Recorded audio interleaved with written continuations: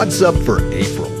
Planets at dusk and dawn, April showers, and observing a distant city of stars. First up, in the evening sky, we begin and end the month with Jupiter and the crescent moon shining brightly together in the western sky as sunset fades. On both April 1st and 30th, you can find the charming pair about half an hour after sunset, setting about 3 hours later. Mars is high overhead in the south on April evenings. At the start of the month, it's directly in between bright stars Procyon and Pollux, but it moves noticeably during the month. You'll find the first quarter moon right next to Mars on April 4th and 5th. Moving to the morning sky, Venus has now made the switch from an evening object to a morning one. You may start to notice it rising low in the east before dawn, looking a little higher each morning through the month. Around April 24th and 25th, you'll find Venus, Saturn, and the crescent moon gathered low in the east as dawn warms up the morning sky. Those with a clear view to the horizon may also pick out Mercury looking bright but very low in the sky. April brings shooting stars as Earth passes through one of the streams of comet dust that create our annual meteor showers. The lyrids are a modest meteor shower that peaks overnight on April 21st and into the morning of the 22nd. You can expect up to 15 meteors per hour near the peak under dark skies. The lyrids are best observed from the northern hemisphere but can be seen from south of the equator as well. View them after about 10:30 p.m. local time until dawn, with the best viewing around 5 a.m. The waning crescent moon will rise around 3:30 a.m., but at only 27% full, it shouldn't interfere too much with your meteor watching.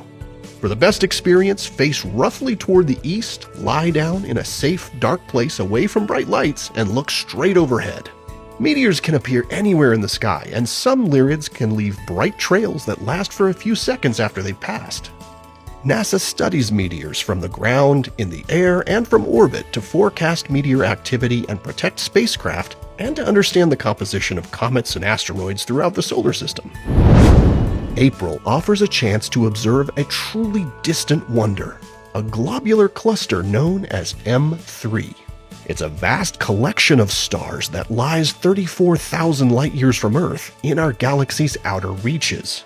Astronomer Charles Messier discovered this object in 1764 while searching for new comets. Realizing it wasn't one, he added it to his list of interesting objects that were not comets, which today we know as Messier's catalog. Through binoculars, Messier 3, or M3, appears as a small, fuzzy, star-like patch of light. With a small telescope, you'll see a more defined glow with a slightly grainy texture. And with a telescope 8 inches or larger, the cluster begins to resolve into hundreds of individual stars.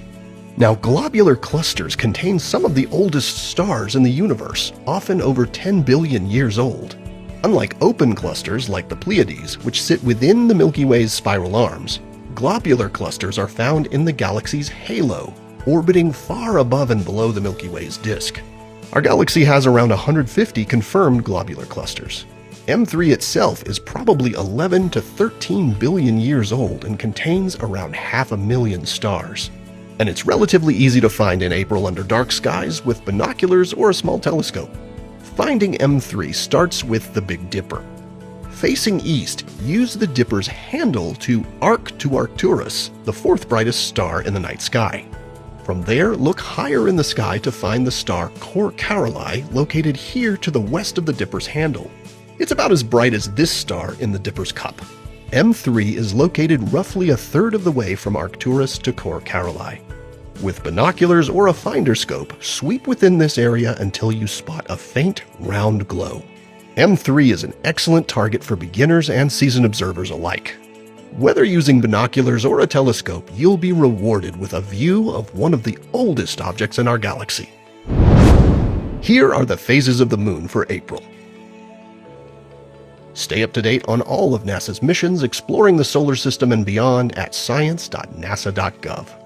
I'm Preston Dykes from NASA's Jet Propulsion Laboratory, and that's what's up for this month.